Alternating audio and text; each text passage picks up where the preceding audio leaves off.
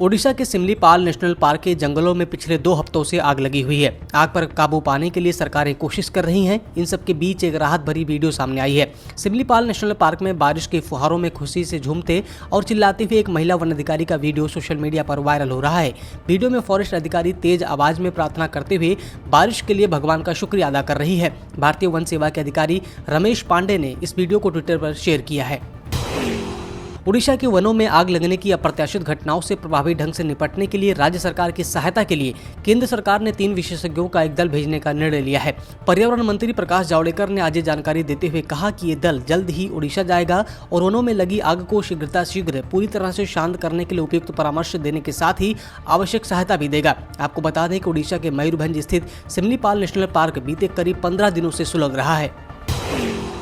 मध्य प्रदेश के मुख्यमंत्री शिवराज सिंह चौहान ने महाशिवरात्रि के अवसर पर भोपाल स्थित स्मार्ट पार्क में बिल्व पत्र का पौधा लगाया। शिवराज सिंह चौहान ने ट्वीट कर कहा कि भगवान शिव के पूजन में बिल्व पत्र का अर्पण किया जाता है। इसका फल गर्मी के मौसम में राहत देता है व इसका इस्तेमाल अनेकों बीमारियों के इलाज में किया जाता है। बेल कई रोगों की रोकथाम करता है। कफ, वात विकार, बदहजमी, डायबिटीज, ल्यूकोरिया, हृदय विकार, पीलिया में बेल के सेवन से लाभ मिलता है। आपको बता दें कि मध्य प्रदेश के मुख्यमंत्री शिवराज सिंह चौहान ने प्रतिदिन एक पौधा लगाने का संकल्प लिया है। ओडिशा प्रदूषण नियंत्रण बोर्ड ने स्टील सिटी राउरकेला में वायु प्रदूषण फैलाने वाले उद्योगों को बंद करने का सुझाव दिया है। इतना ही नहीं, इसके अलावा भारी डीजल वाहनों के परिचालन को निलंबित करना, निर्माण कार्य व कचरे को जलाने पर रोक लगाना ताकि शहर में स्मॉगी बादल न छाएं, इसको लेकर भी सुझाव प्रदूषण नियंत्रण बोर्ड द्वारा जारी किए गए हैं। राउरकेला में PM 2.5 और PM 10 की रीडिंग के मद्देनजर प्रदूषण नियंत्रण बोर्ड ने स्कूल और कॉलेजों को बंद करने समेत कुछ इमरजेंसी उपायों की सलाह दी है। स्थिति इतनी गंभीर है कि सुंदरगढ़ जिला प्रशासन ने लोगों से कहा है कि वे एंटी पोल्यूशन मास्क का इस्तेमाल करें और स्थिति में जब तक सुधार नहीं होता तब तक घर से बाहर न निकलें। आप नेता और दिल्ली जल बोर्ड के अध्यक्ष राघव चड्ढा कोरोना पॉजिटिव पाए गए हैं। उन्होंने ट्वीट के जरिए इस बात की जानकारी देते हुए लोगों से कोरोना टेस्ट कराने की अपील की है। इसके साथ ही वे सेल्फ आइसोलेशन में हैं। राघव चड्ढा ने ट्वीट करते हुए कहा कि मैं आप सभी को बताना चाहता हूं कि मेरी कोविड-19 टेस्ट की रिपोर्ट पॉजिटिव आई है। पिछले कुछ दिनों में मेरे साथ सीधे संपर्क में आने वाले सभी लोगों से मेरी विनम्र अपील है कि अगर आप में कोई लक्षण दिखाई देते हैं तो कृपया टेस्ट करा लें।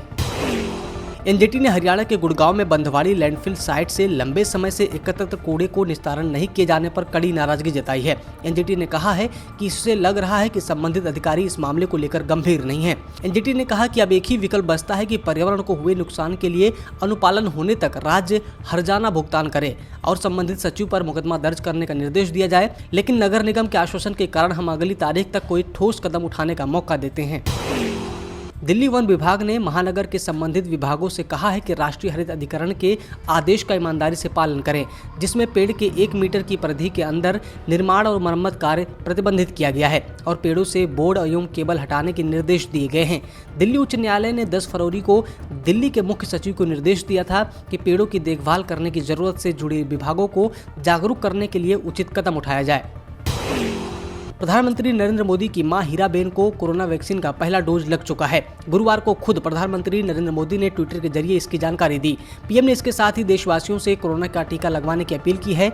1 मार्च से ही देश में कोरोना वैक्सीनेशन का दूसरा फेज की शुरुआत हुई है। इस फेज के तहत 60 साल से अधिक उम्र वाले लोगों को कोरोना की वैक्सीन दी जा रही है। साथ ही 45 साल से अधिक उम्र वाले जिन्हें गंभीर बीमारी है उन्हें भी वैक्सीन दी जा रही है। देश भर में अब तक 2.5 करोड़ से ज्यादा लोगों को वैक्सीन लगाई जा चुकी है। स्वास्थ्य मंत्रालय की ओर से जारी ताजा आंकड़ों के मुताबिक बीते 24 घंटे में कोरोना वायरस से संक्रमण के 22,854 नए मामले दर्ज किए गए हैं। इसी के साथ देश में संक्रमण के कुल मामले बढ़कर 1,12,85,561 पहुंच गया है। वहीं पिछले 24 घंटे में कोरोना की वजह से 126 मरीजों की जान जा चुकी है, जिसके चलते देश में कोरोना से जान गंवाने वालों की संख्या बढ़कर 1,58,189 हो गई है। पिछले 24 घंटे में 18,100 कोरोना मरीज स्वस्थ होकर अपने घर लौट गए हैं। इसी के साथ देश में अब तक 1,09,38,146 मरीज कोरोना वायरस को मात देने में सफल रहे हैं। देश में कोरोना वायरस के सक्रिय मामले 1,89,226 हैं। पश्चिमी विक्षोभ भारत के मौसम को लगातार प्रभावित कर रहा है। देश के उत्तरी हिस्सों के आसपास उत्पन्न होने वाली इस मौसमी दशा से पहाड़ों पर बर्फबारी हो रही है, साथ ही कुछ मैदानी इलाकों में बारिश भी हो रही है। इस बीच भारत मौसम विज्ञान विभाग ने जानकारी दी है कि पाकिस्तान और उसके आसपास पश्चिमी विक्षोभ बन रहा है, साथ ही 2 अन्य पश्चिमी विक्षोभ भी उत्पन्न हो रहे हैं। इस पश्चिमी विक्षोभ के कारण 11 मार्च से जम्मू कश्मीर, लद्दाख, गिलगित बाल्टिस्तान, मुजफ्फराबाद, हिमाचल प्रदेश और उत्तराखंड के कुछ हिस्सों में बर्फबारी व बारिश हो सकती है। इसके साथ ही पंजाब, हरियाणा, चंडीगढ़, दिल्ली, राजस्थान और यूपी के अधिकांश हिस्सों में भी बारिश के आसार हैं। हिमालयी क्षेत्र में 14 मार्च को भारी बारिश का अनुमान है। झारखंड में अभी भी बादल छाए हुए दिखाई दे रहे हैं। सब्सक्राइब करें पर्यावरण पोस्ट।